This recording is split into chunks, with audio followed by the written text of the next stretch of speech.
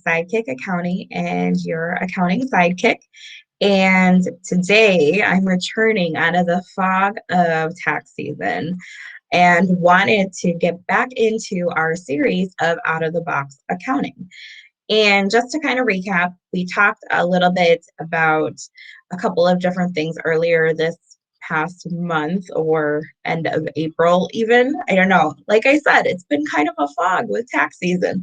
So we talked a little bit about value and how your accounting relates to you and your value, because if you don't value your services or your products right, then basically it's going to impact your books, right? It's going to impact the amount of money your business makes. And then we talked about maximizing your time and expertise and how your time is valuable. So the time that you actually spend doing various activities is valuable, and at some point during your business growth, you have to start thinking about what your time value is, because if you're doing things that don't equate to that value, then it may be time for you to delegate those things to maybe a VA or to hire, because your value activities is what is going to help you continue to spur and grow your business. So things like working on sales or working on development or working on, the internal structure and systems. So work all those things, like you've probably heard the saying, make sure you work on the business and not just in it. And that's what I'm referring to. So when you start working too much in the business, when you should be working on the business, because generally when you work on the business, that's a higher value things that you're doing. And so if you're spending too much time in the business, it's going to be really difficult for you to grow. And even if you don't never plan on having employees and you always are going to just work with contractors, which is perfectly fine, there's still a point in time when you have to start adding people to your team if you want to continue to expand and grow, even if it's a small expansion and growth that you're looking for. If you want to increase that value monetarily wise, you need to start adding people to your team. So that was the second time we talked about. The third thing we talked about is having connections to your bankers. So this is one thing that I think a lot of people don't really consider until they have to, and until sometimes it's too late. But having a relationship with your bank and your banker is really important, especially if you're planning on growing, because at some point you might need some kind of financing or just some kind of general support, or you never know who your banker knows that could be beneficial to you as well. So having that relationship with them is really, really important. And those were some things that we talked about to consider for out of the box accounting, right? So today I wanted to talk about dreaming to succeed. And so a lot of times we don't think of dreaming relating to your accounting, right? You're probably thinking that the two things really aren't related, they're unrelated, right? Well, the truth is that they're very related. And the reason why is because your dreams kind of roll into many other things. So I got the idea for this episode because I was listening to a podcast. It was actually the Pat Miller Show. So if you haven't checked that out on, the Apple Podcast or on the podcast platforms, make sure you do, because what he does is he has people come up on stage, so to speak, stage, right? It was on Clubhouse. So you come up on the platform and you talk about a problem that you have. And then Pat does his genius move of, creating an idea for you to solve that problem, because he's the idea coach and he does a magnificent job of filling the gaps for people. And so I just got to thinking that it's amazing to hear other businesses think and plan and dream about what they want for their business and where the business direction is go. I just love hearing things like that. It just is so motivating and so inspiring to hear people wanting to continue to grow, and hearing where they're at and where they're hoping to be and just their dreams. It's just, I love that kind of stuff. So anyways, that's where it got me to thinking about dreaming and accounting and how really the two things are related. So you may have heard the phrase fail to plan, plan to fail. My parents loved using this when I was a teenager. They said that saying a lot. And at first, it took a while to like kind of figure out exactly what they meant and what they were actually talking about. But it's really true in a lot of different areas, but especially when it comes to your business. So when I talk about dreaming to succeed and how it relates to your accounting, it's because when you have a dream, what is the next thing you do from there? At least as a business owner, right? We talk about having all these goals and dreaming and aspiring and all those kind of things, because then after we have that dream, we start setting up the plan.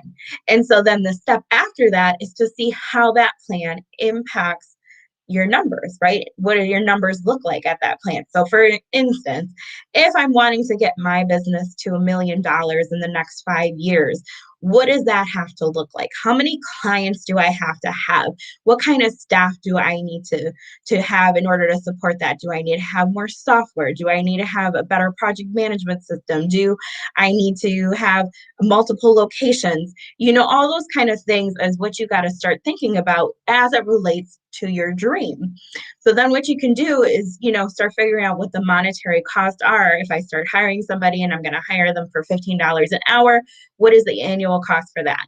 If I'm going to start, looking into other office space, maybe I can get some quotes. Insurance, same thing, that kind of thing. So all those things that impact your dream and the pieces that you need to get there are things you can kind of start brainstorming. And then you have not just a dream, you have a plan, and then you have a monetary plan, or what we would sometimes call projection. So you have a projection for your business dream, and you can do this in your real life personal as well. So this doesn't have to just be business related. If you want to take that vacation, or you want to buy that second home or that other property, or go on, some kind of big trip, or pay for your kids' college, whatever it might be, you should be doing the same thing in your personal life as well. Like, start quantifying what your dream is, because then it makes it tangible and something that you can relate to and something you can work towards. So one thing that we do with our clients, our bookkeeping clients, and we help them put together what we call a budget, a budget deep dive. And basically what it is this. It's we're talking about for the next year, what are your goals for this year? And then what kind of things do we need to start adding to start planning for in order to meet that goal? Because then we run a budget versus actual plan, so they can see what their goal was compared to where their actual numbers are. And then that acts as a tool to start figuring out what needs to happen next, or what needs to be changed and adjusted, or why something looks off.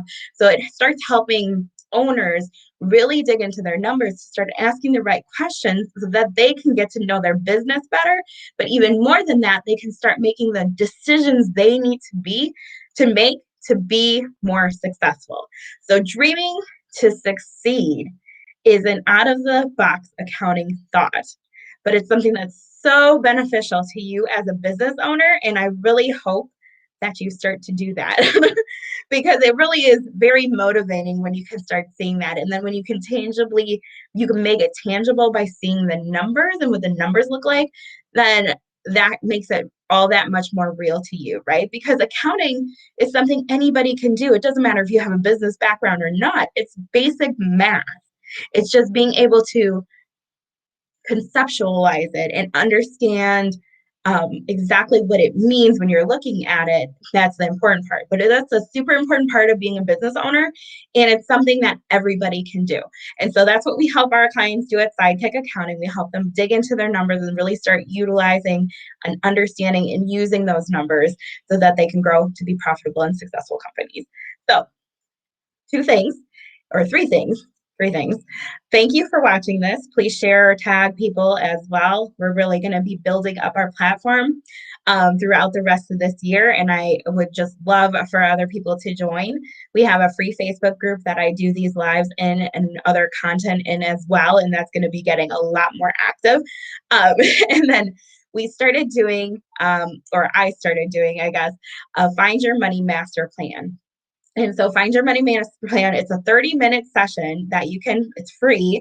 So you can sign up for this 30-minute session and get a tangible walk away action item that was probably too many words, but a tangible action item to walk away with. There we go. Okay, tangible walk item to walk away with. Um, in this 30-minute session of what you should be thinking or doing next for your business to basically find your money, right? To find more money, make more money, keep more money, all that kind of thing. So sign up for that. And then 3, if you need help with your books, or you're tired of doing them, or you need a more proactive accountant who's helping you along this journey, because we don't just crunch the numbers in the back. We really try and help all of our clients. We empower all of our clients to make better business decisions, to understand their numbers more, and then use those numbers. And so if you need help with your accounting, please don't hesitate to reach out. I'm still coming out of that fog, guys. I'm so sorry. But no. So thank you for watching. Remember, your dreams translate to your success when you put them into numbers. And so hopefully this was a good episode for you. Stay tuned for more episodes to come as we start thinking outside of the box.